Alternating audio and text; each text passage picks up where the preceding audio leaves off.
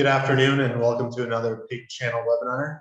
Today's webinar is presented by SMI, Shakespeare Mills Inc. And today's topics will cover ear necrosis syndrome, prolapse, and tail biting. My name is Jared Yancey and I'm one of the commodity traders at SMI. Before we start with our first speaker, I'll take this time to highlight and thank our featured sponsors for the webinar today, Improlis and Kemin.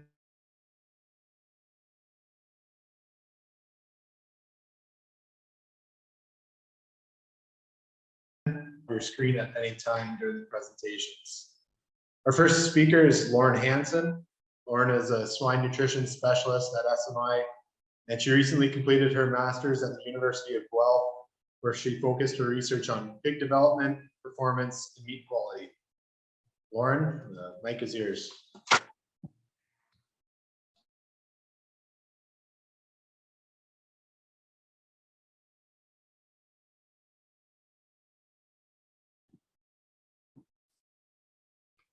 Awesome. Thanks, Jared, for the intro. We're going to start off with our farm troubleshooting webinar on tail biting.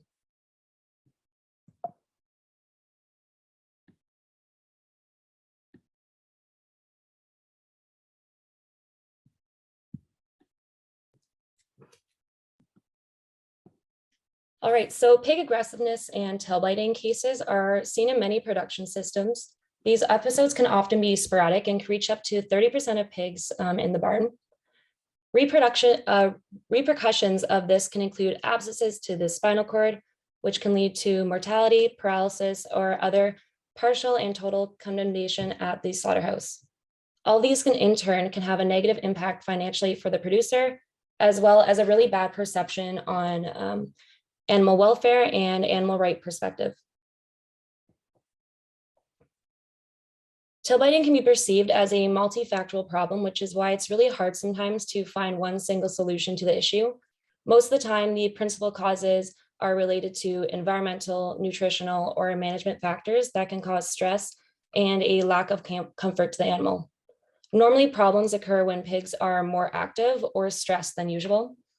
When they suffer from a lack of comfort or privatization, they search for a way to improve their situation by finding a place in the pen that responds to their needs. So a few environmental factors we're going to be discussing are animal density, pigs per pen, quality and temperature of ambient air, lighting, stray voltage, along with flooring. Overcrowding the pigs at any growing phase can lead to a higher incidence of tail biting and other behavioral issues. It also promotes anxiety and aggression within pigs when they want to access water or feed, or even when they want to find a place to lay down. Using larger pens with more pigs can help eliminate the domination and hierarchy within this group. Weaker pigs can then easily more escape from their attacker, and they can also it helps minimize the negative impacts of non-optimum conditions within each pen. With a larger pen, they can easily find their own comfort zone along with more feeding stations, and there is a potential for less feed restriction. Everything revolving around quality of air and ventilation must be well controlled as well. The minimum stage of ventilation must allow for the evacuation of gas, even more so during the colder seasons. Areas without proper ventilation, where it's harder to maintain that good environment, are often where the problems can start. Elevated concentrations of hydrogen sulfide, carbon dioxide can all contribute to an increase in tail biting cases. Extreme temperature variations, such as it being far too hot for a long period of time, or even poor air quality, poor humidity, can also lead to tail biting behavioral issues, and that just has to do with the comfort level of the pig. Another thing to take a look at is making sure the pigs aren't receiving too much light. Although light is great for increasing feed intake and activity, too much of it could then lead to a lack of rest, which does increase their stress overall. Another topic to look into would be stray voltage, which can be defined as a small difference between the electric potential between ground and equipment in the farm. This has a negative impact on health, welfare, growth performance, and this can all attribute to lower activity, and stray voltage is known to cause pig nervousness. We can suspect that stray voltage may be linked to cannibalistic behaviors. However, these two problems are hard to prove just because there is a difference in research results along with producer observations. Stray voltage can be, there's acceptable levels for stray voltage, but the actual amount is going to be barn dependent, and there isn't a real clear number on how many volts is acceptable. Certain studies show that levels 2 to 5 volts have no influence on aggressive behavior or the amount of resting activity. However, levels as high as 8 volts have been shown to impact resting behavior, but only when a feed restriction is involved. Now for some animal factors that do have an impact on tail biting, full length tail, of course, can increase the risk of tail biting cases by offering more for the pig to bite onto. Since it's always moving, it's a little bit more enticing for other pigs in the pen. We typically recommend to cut tail lengths between 1/4 to 1/2 inch, and also to have some consistency when cutting the tails. Variation in length can increase the risk of more tail biting. Observations also show that around the post-weaning 30 kilograms body weight is kind of when that tail biting may happen, along with between 60 and 80 kilograms in that growing phase. This might have to do with the space limitations within each pen. As well, we have genetic selection on leaner and faster growing pigs can cause a little bit more aggressive trait within the pigs. Excitability degree increases with genetic improvement, but scientific proof is lacking on the subject a little bit there. So, however, we have seen with our experience that certain groups of pigs are more sensitive than others. Duroc type seems to be a little less sensitive than other white lines like the Yorkshire and large whites.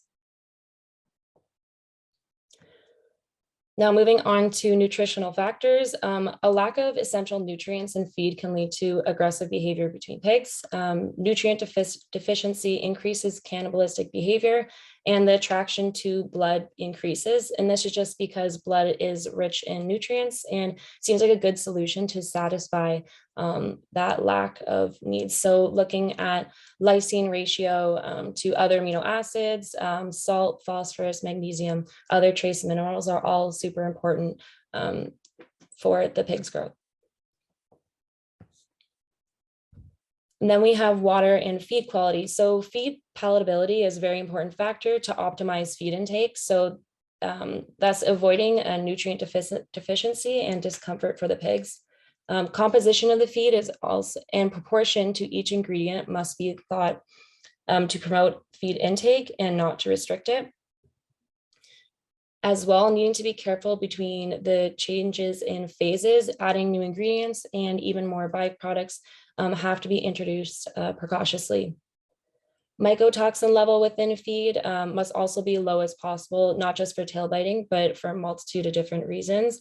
And so making sure that you're emptying your bins and cleaning them out properly, and also just testing the level of your feed ingredients. Finally, looking at mixing feed quality is important to avoid an imbalance between non-homogeneous particle size, and then also access to clean, accessible water. So overall, just to summarize, checking pig density, pen density, temperature, ambient conditions, so just the overall management of the barn is super important.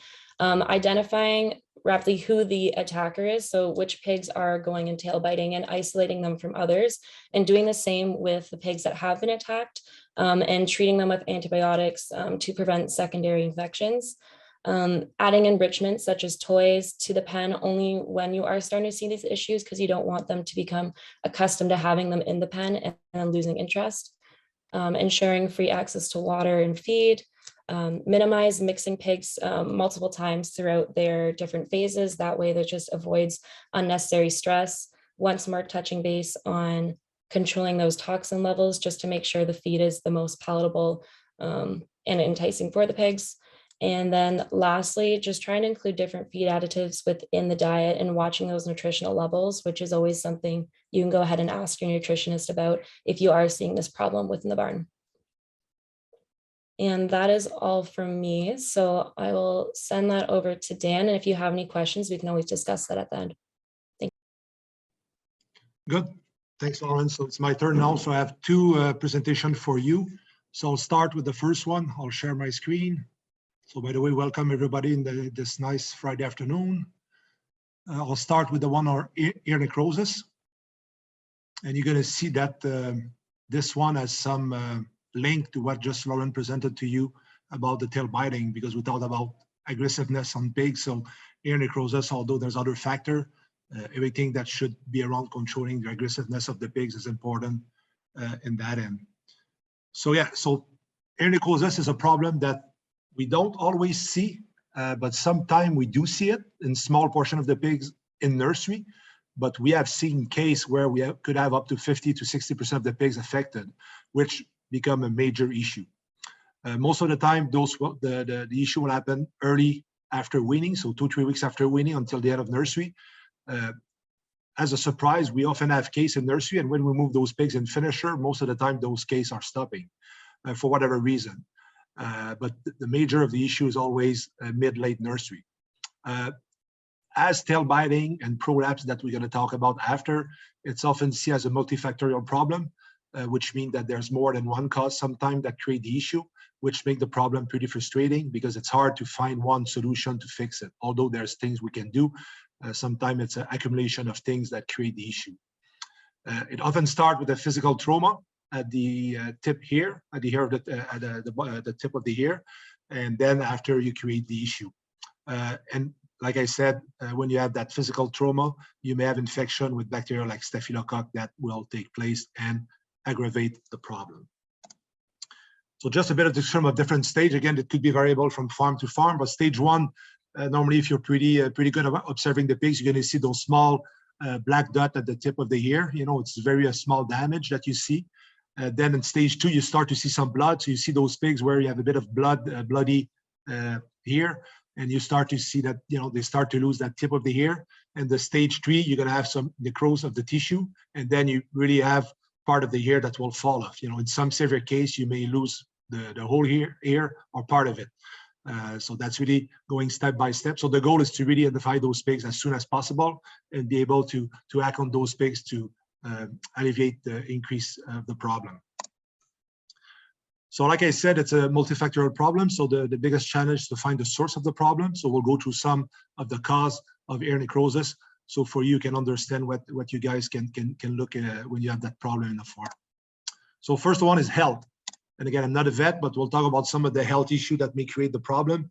It's been known in some cases that circovirus type 2, and today the type 3 that we have, you know, that we seem to see more, although it's not always clearly identified, could be a contributing factor to ear necrosis, probably to immune system suppression and having more fragility on the pigs to get affected by bacteria. So it's really important with your vet to review your vaccination program for sow and piglet. If you start to see ear necrosis, maybe there's a bit of PCV too. And we know that over the last 2-3 years, we seem to have a bit more case of type 2, even though we vaccinate those pigs, but we also have the type 3, which is a new strain that we have to deal with. So talk with your vet about that, but that could be one thing for you guys to look at. Exudative dermatitis, which we call that greasy pigs, the term that we all know, will lead to skin lesion, you know, on the pigs, but can also lead those lesions to the tip of the hair. If you have trauma on that hair, the bacteria that will create the problem can also be located at the hair of the pigs, so you can have that as well as a problem. It will block the blood vessel and by the bacteria, and then you're gonna have necrosis of the tissue. So again, talk to your vet. Some people will use a spray with oil and antibiotics or disinfectant like Virkon to control the problem. We have seen some case where it seems to help to spray the pigs, you know, when you start to have the problem or just in prevention. So that's something to think about. Other disease that can be involved, Mycoplasma purs. Like I said, they are not directly related to ear necrosis, but they are immunosuppressed disease. So they will reduce the immune system of the animal, and then any bacteria will have more chance to take place and affect the animal. So it's all related to the general health of the herd as well. So like I said, you can, with a standard garden hose, you know, sprayer, you can spray those pigs with oil and antibiotics or disinfectant. And again, consult with your vet if you want to look at such practice if you have a problem in your farm. Environmental management, like for tail biting, those are pretty important. So we want to control temperature and humidity. again, it's a no-brainer, but we want to have good ventilation. If you keep the barn too humid as well, we have risk of bacterial proliferation, so we have to be careful with that. Anything about crowding density, we talk about that with tail biting, same thing. If you increase the fighting, the competition for feed and water, you're going to increase the aggressive behavior of the pigs. You're going to have more biting of the hair that can happen, and then you're going to create the problem. So it's very important to control those things as well. Water is very important. You need water in plenty in nursery. You need about 1 inch of feeder space per pig. So feeder space is really important, and you need to have the proper feeder adjustment. We don't want to waste feed, but at the same time, we don't want to have too restricted feed access for the pigs. So water source in nursery, really important to have 12 to 15 pigs per nibble maximum, and 20 to 25 pigs if you have a water cup. As a FYI, we just finished a trial at High Life where we compare 1 or 2 nipple for 24 pigs per pen, and we saw an improvement in growth when we had a second nipple in those nursery pens. So the 12 to 15 nipple pigs per nipple is really kind of the optimum, and in the bowl you can put a bit more pigs. So it's very important to look at those things. Water flow has to be good, 0.5 to 1 liters per minute in nursery. PSY, you know, the pressure has to be around 20 PSY. PSI, not PSY, and if it's too high, especially in the young age of the pigs, they can be scared and they're going to be short on water intake because they're going to be scared to go to the drinker. So like I said, we had some experience with one case in Ontario that I recall where the producer had added some added water extra source, added more water source to his nursery pen, and it seems that it helped to reduce the problem. And in that case, it was a major issue with ear necrosis. Okay, so something to be sure that you looked at in your day-to-day management if you have issue with ear necrosis. Picture of what you don't want to see in feeder space, a lot of fighting, competition. Sometimes it could be because of lack of feeder space or lack of feed. And then when you turn on the feeder, pigs go at the feeder, they fight, and then you have more chance of those aggression for whatever reason. The density in nursery, it's really important. If you look at the yellow column, you see that for we want to be at a K value of 0.03, which is a norm that we use to estimate the recommended density based on weight. So for 25 to 35 kg pigs in nursery, you need between 2.76 and 3.45 square feet per pig. So normally nursery are 28, 30 kg, so you need to be around that 3 square feet per pigs. And if you have crowding plus feeder space issue plus water restriction, you just put more issue together to have the problem. Other things that is important, Lauren talked about it for tail biting. Again, same thing, water quality, especially in those nursery pigs. You need to have good water intake to optimize feed intake. Cleaning the line, using acidifier in the water for the first 2 weeks, something that we recommend to do on a routine basis. Big surprise sometime when you look at those water lines, you cut those off, you see the biofilm, you see the buildup in those lines or at the level of the nipple. So it's really important to look at water quality. Some people overthink about that, but things that you have to look batch after batch and make sure everything is well on that end. Other things that are important when you handle those pigs, you have to reduce the stress. Something that we want to be careful sometime with is not grabbing the pigs by the hair. You can cause trauma to the blood vessel, and then you can have necrosis of the hair, and then the pigs will chew on it, just going to get worse. So try to avoid grabbing the pigs by the hair. Sometimes it's an easy way to grab the pigs, but it's not very good for that matter. Making sure the barn is clean, disinfection between the group, all in, all out. Avoid mixing. You can mix the pigs or sort the pigs at first in the nursery, but after that you have to reduce mixing to reduce fighting and aggression. And again, a bit like for tail biting, maybe some enrichment with toys when you see the problem can help also to reduce those aggressive behavior. Mycotoxin, important as well, link on feed intake. And there's also some endotoxin that can be produced with the level of mycotoxin that can reduce the immune system of the pigs. So that's something that the pigs will be less able to cope with disease. So make sure your feed is clean your bin, like Lauren said. The toxin issue is an ongoing issue in our industry, so we have to be aware of it. You can monitor your toxin. If you manufacture your own feed, you have some quick tests that are available at your mill that you can monitor the grain if you buy grain. So sometimes it's a good thing to do to monitor the quality of your incoming product. If you produce your own corn, you can use a mold inhibitor at storage. I don't think enough people are doing that, but that's a good way sometimes to protect further proliferation of toxin in your corn or your wheat. And if you have a big problem, the toxin binder or mitigant can be evaluated. Not always a perfect solution, but they may help in some case to reduce the issue if you have toxin to deal with. Feed nutrient, amino acid balance is important. Like for tail biting, you want to get those pigs the right feed to make sure they don't get any lack of something and get aggressive because of that. Promoting good feed intake is key. One thing with ear necrosis or that can be related to the blood clotting is vitamin K. So vitamin K can be related, a lack of vitamin K can be related to thinner blood, which can create more damage if you have trauma to the tip of the ear. So sometimes the level of vitamin K has to be revised because vitamin K will help to clot the blood. And we know that vitamin K is present in soybean meal. So there's some people that say that if you're too low on soybean meal, you may increase the issue, but we put vitamin K in the premix. So sometimes it's a good thing to look at your vitamin K level in the premix to make sure that the blood clot will be good enough and the blood won't be too thin, which will increase the risk of damage to the blood vessel and necrosis after that. One last thing, that when we talk about the solution, that's a bit of an extreme solution, but we've been, some vet shared that with us, I don't know, a year ago with our vet group, saying that in extreme case of ear necrosis, they were tipping the tip of the ear. You can see just about 1.5 to 1/4 inches. And it was helping a lot to avoid that tip to be necrosis and start to have issue. But you have to do it before the problem, because if you do it when it's happening, you're gonna have blood and the pigs will chew on it. So I think they were doing it early before weaning, and then the pigs were going in nursery. It was already healed and it was helping with the problem. But I think it's pretty extreme as a solution. I need to look at the other factor before. And if you want to look at this, talk to your vet before doing anything.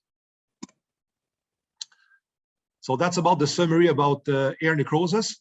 I'm going to switch now to the other presentation that I have on prolapse and sow.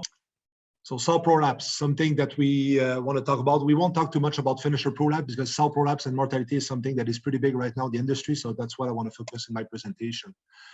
So is there an issue today? I just said that yes, there's an issue. We think that there's an increase in sow mortality over the last, 5-10 years, or maybe last 5 years mostly. When we talk in the late 90s, early 2000s, we were shooting for a 5% or less sow mortality. Today, we often see rate above 10% and farm between 15 and 20% of sow mortality. Honestly, today as an objective, we try to be below 10 and with less being really, really good. But like I said, there's a lot of farms that are well above those levels. And there's a lot of variation within farm that we can still see at 5%, but some, like I said, around 20%, 25% in some case. Just some data from SMS and PicChamp. SMS show an average increase of 0.5% a year. PicChamp data show from 2015 to 2021 in the US, we have an increase of about 6%. And in Canada, we see about 2.5, 3% increase over the last 6 years. Most of the mortality will happen 1 week prior to 2 weeks post-farrowing. Again, there could be happening other times in the sow barn, but a lot of issue around that farrowing period. There's a change also when it's happening. It's not just the old sow that die. We have a problem now where a lot of young sow could be up to 30-40% of the mortality could be on P0 to P2, which means the gills up to parity 2, which is an issue because those sow are still high value and we lose those animals too early. And the main cause are sudden death. So most of the time we are not able to put our fingers on the cause, but you have also leg problem, ulcers, and prolapse. So I'll talk about ulcer and prolapse because I think those are the two main ones, mostly prolapse that we are talking about those days.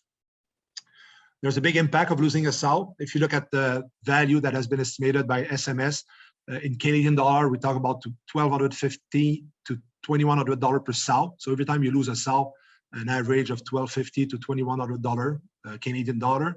Another way to look at it, we did some math on our hand with High Life, and we think that it's about the equivalent of 0.25 to 0.3 pigs PSY that you lose every time you have a 1% mortality.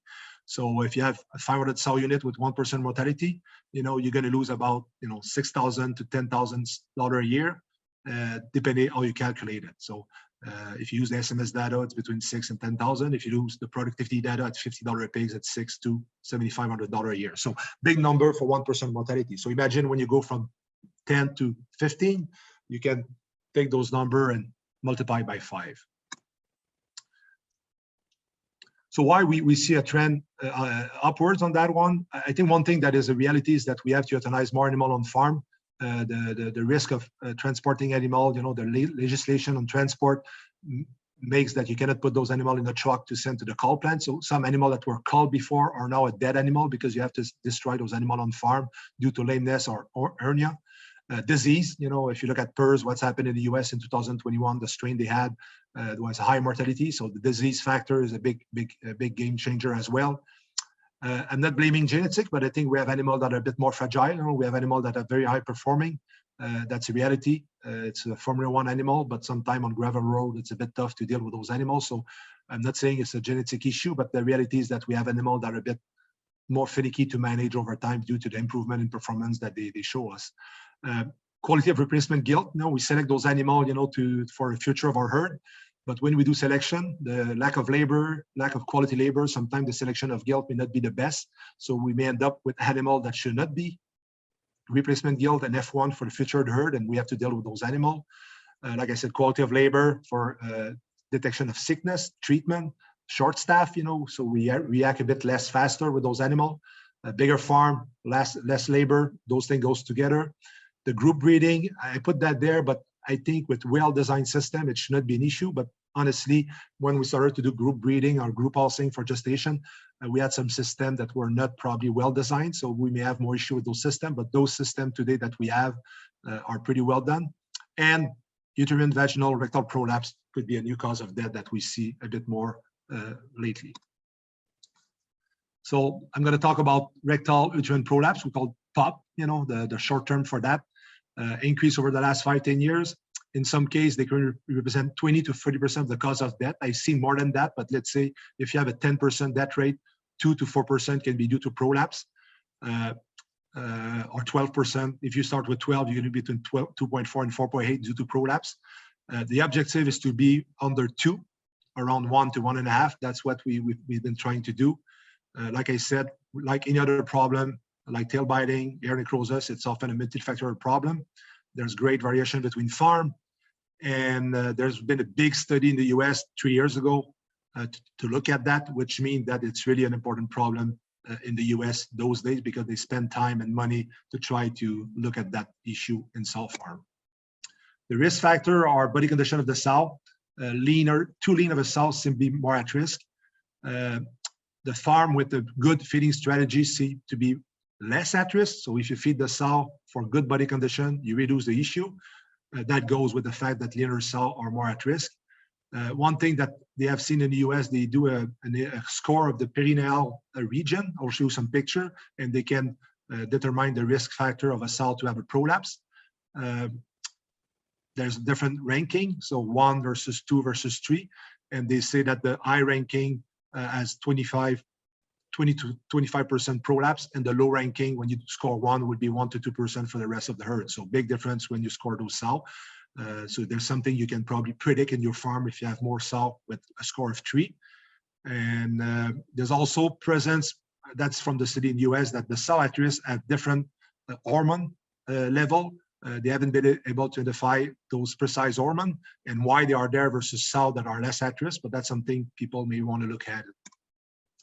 So you can see score 1, 2, and 3 on the left side.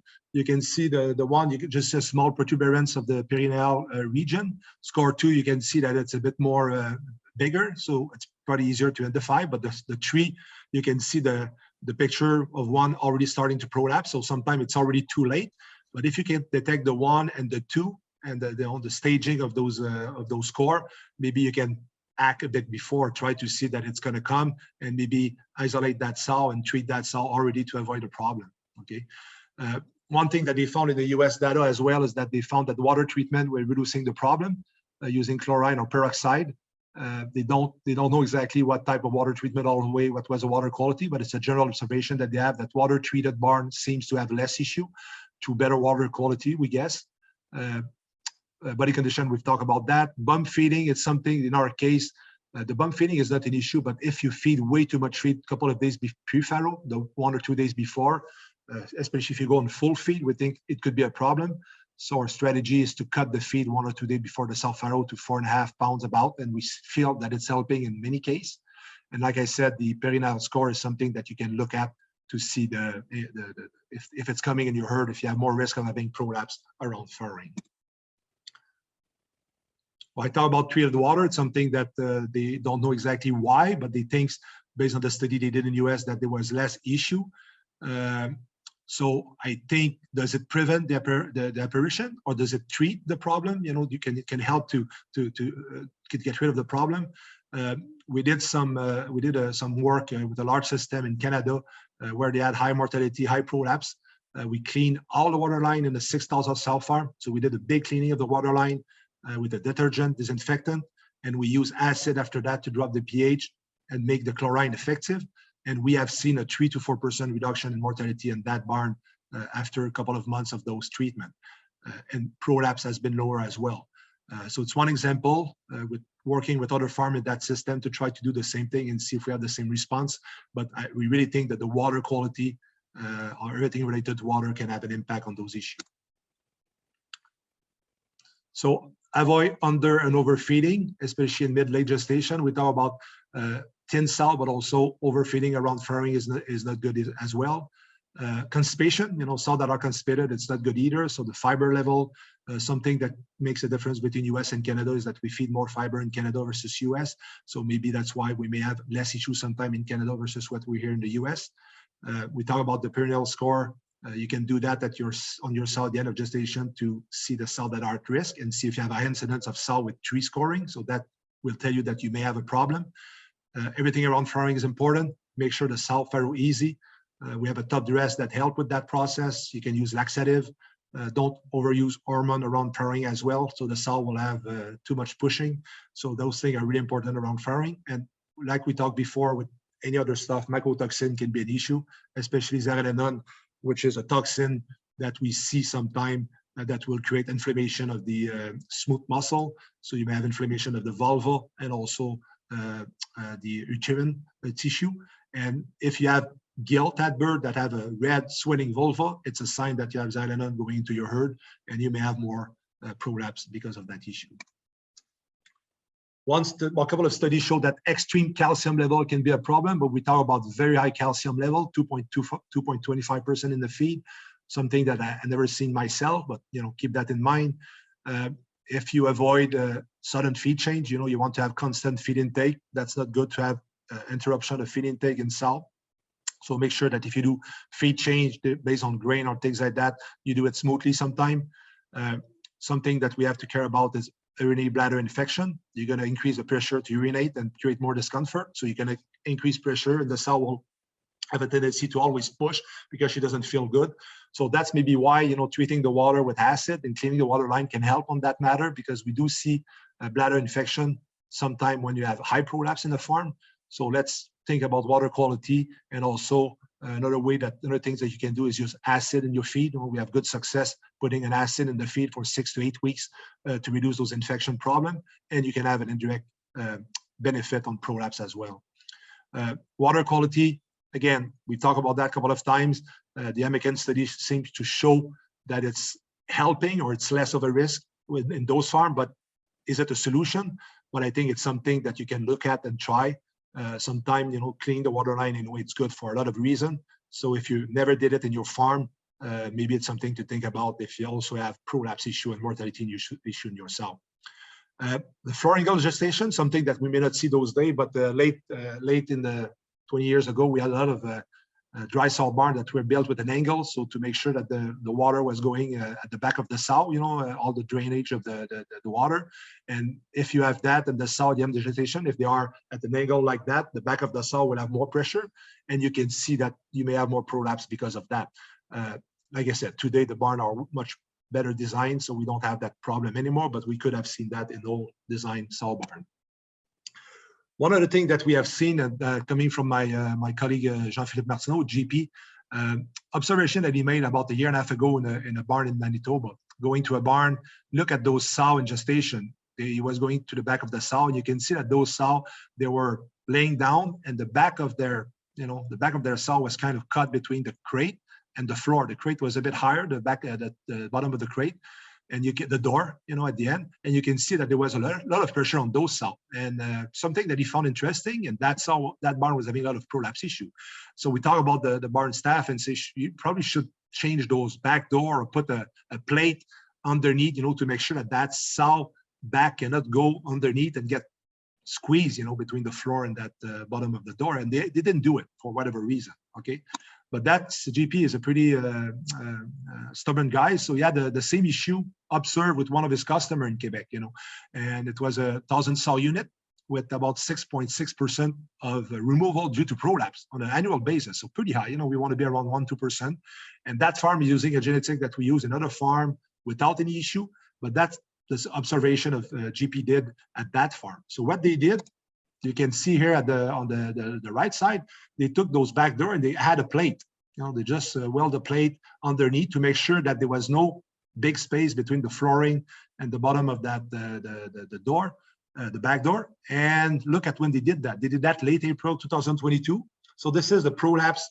They're on a weekly batch, so every month, the 4 weeks batch flowering, they were having between 5 to 9, call it a 6-7 average prolapse per batch. And when they did the change in April, right after the next 3 batch, almost no prolapse. So they went from 5.6 to not even by, let's say, call it 0.6 or 0.7 on a 3 months average. So less than 1 sow prolapse per batch. So GP was pretty convinced that it makes a difference. The number tell us that yes, it did. A very cheap solution. So that's something, sometime, you can look at your barn. If you see those sow back end being too cut and pressurized between the floor and the bottom of the crate, that's something you guys can fix probably easy in many cases. The last one I want to talk about sow mortality. We talk about prolapse, but also I want to talk about ulcers because it's something that we have dealt with with one of this with High Life in Manitoba. Again, it's not always a big issue, but sometimes you may have issue with ulcers in dry sow in gestation. And we think that the particle size of the gestation feed is really important. And we want to make sure that we don't get too fine on particle size, okay? And the other thing why it's important is that the sow in gestation, they eat less feed. And so a smaller particle size may impact the ulcers issue more because the feed intake is low, okay? Same thing that we see in the finisher pigs. If you have disruption of feed intake and low particle size, you may have ulcers, but with good feed intake pigs, the ulcer issue with low particle size is less of a problem. So it's not a problem with mash feed because mash feed, you normally have to grind the feed or the corn or the wheat a bit coarser, so you don't have to deal with that issue. But with pelleted feed, we like to have fine corn sometime because we feed that corn and that wheat to the finisher and nursery pigs because we want to have better feed efficiency and those type of things. But for sow, is it good? Mostly for dry sow, I don't think it's good to be that low. So the problem is that in some mill, they have one grind for corn and wheat. They use that for grow finish, nursery, lactating sow, and dry sow, okay? The other thing that we have to be aware of is that if you have sow feed intake disruption, if you have a purse break, sometimes you're going to see more of those issues. If you have mycotoxin contamination as well, you may see ulcers happening if you have too much of a fine grind in your gestation diet. So the case I want to talk to you about is High Life. They built a new mill in 2018 in Killarney. That mill was made for high throughput. We wanted to grind corn, wheat, barley on the fine side, so 250 to 250 micron for those grain. We want to make sure we improve efficiency. But the things that mill was also doing sow feed. So at that time, we thought about, hey, we'll do a different bin to grind corn a bit coarser, but in the big rush of doing that mill, being efficient, it was a copy paste of a finisher mill that they did 2 years before. They haven't did that. So they were having one grind of corn for all the sow or all the feed that they were making. So like I said, we're in that 325, 350 grain size, particle size. And our sow mortality, when we started to feed from that mill, that was pellet, before we were using another mill or mash feed, we went from 10 to 14, 16% in 2 years, okay? So about 2.5 increase percent of mortality for those first 2 years when the feed was made at that new mill. So in 2020, we decided that's enough. We want to do something. So we went back to what we thought that would be a good idea 2 years before. And we set up a new bin and changed the screen. I have a new screen, closer, bigger screen for the hammer mill. And we target to have corn or wheat, depending which one we use, If we have high corn diet or high wheat diet, we're going to switch. But we want to have one of those ingredients at 650 microns, okay, to have a diet a bit coarser at the end of the day. Okay, so that's what we did. The lactation diet, we want to be a bit coarser, but we don't need to be that big because of the feed intake. So ulcer is less of an issue.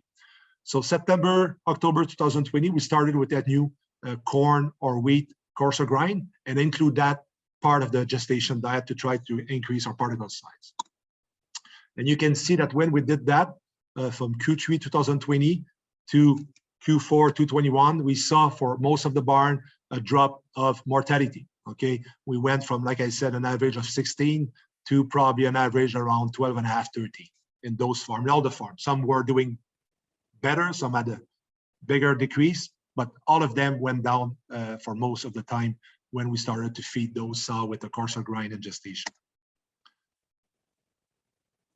So like I said, the mortality decrease was 3.8 to 4%. I was talking about 3, but it's 3.8 to 4% if you look at the start and at the end of Q3, Q4 2021, last time I looked at the data.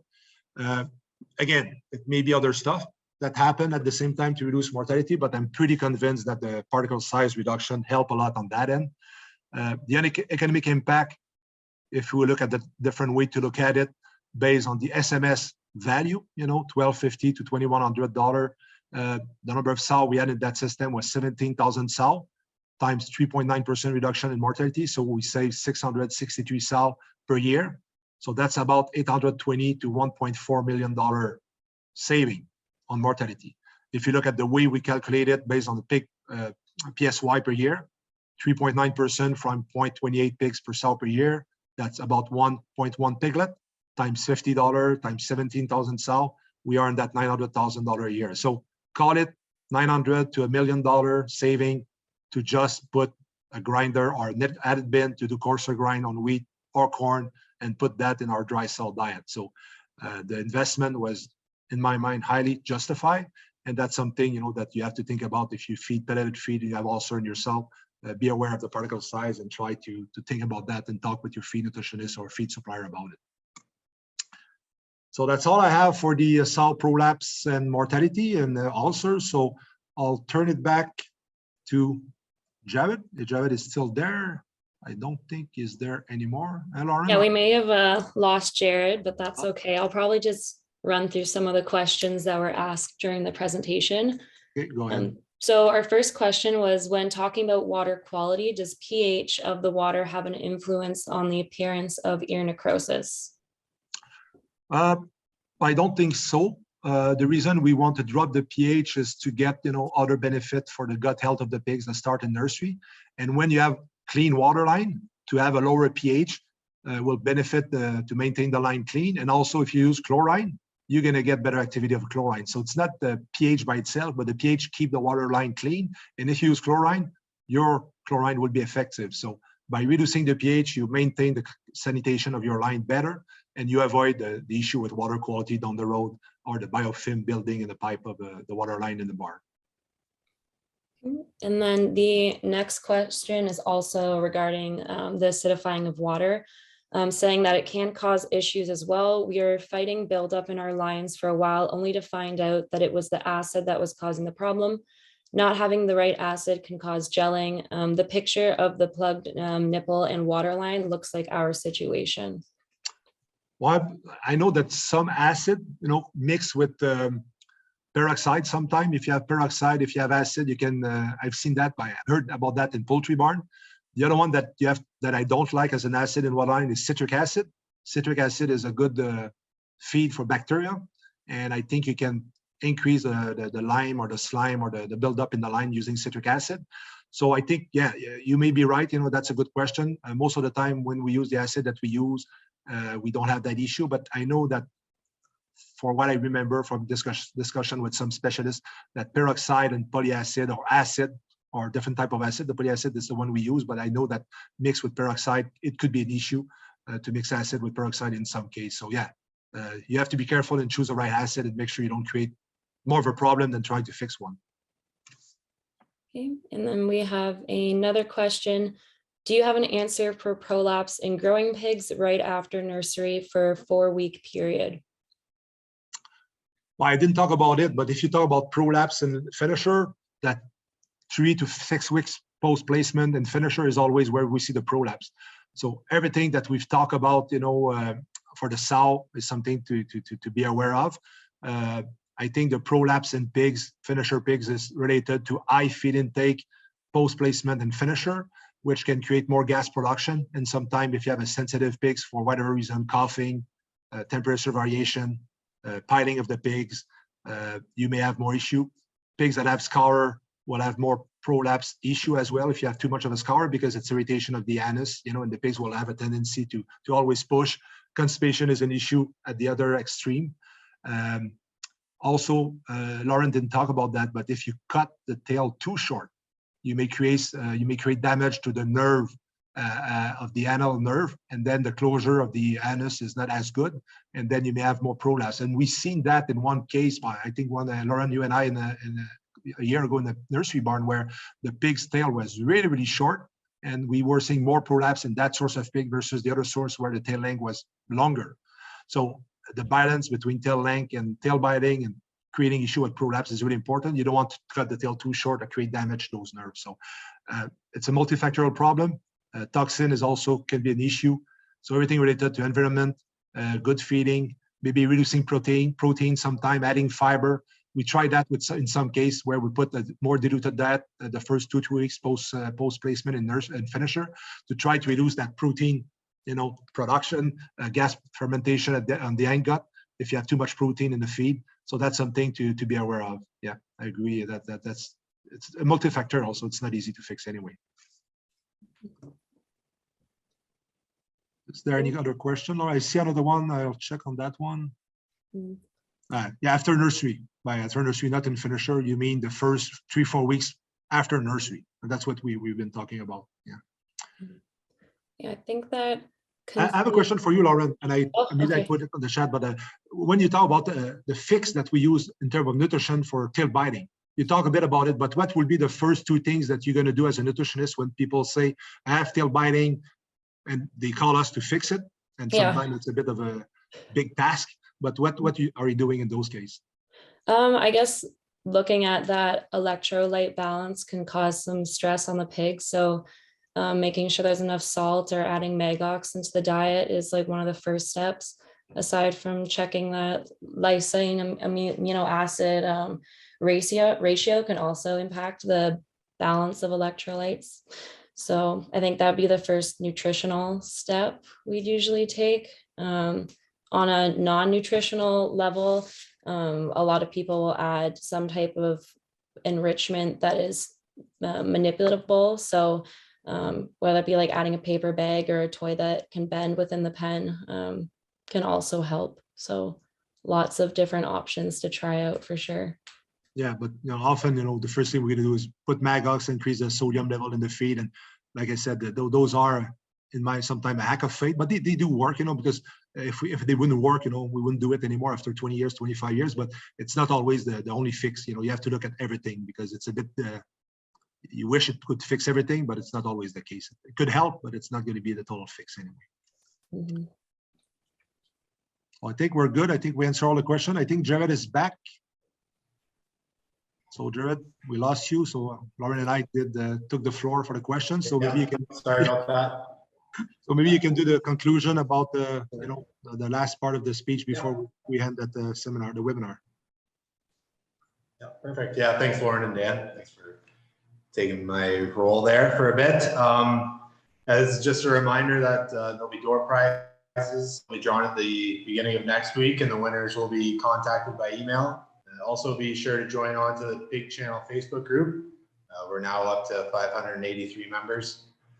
And today's webinar will be posted on pigchannel.com, and all the details for future webinars will be there as well. Thank you again to all our sponsors for today's events. The next webinar in England on November 18th, presented by NPI Farmhouse. Thank you all for attending today, and enjoy the rest of your day. Thanks, everybody. Have a good weekend.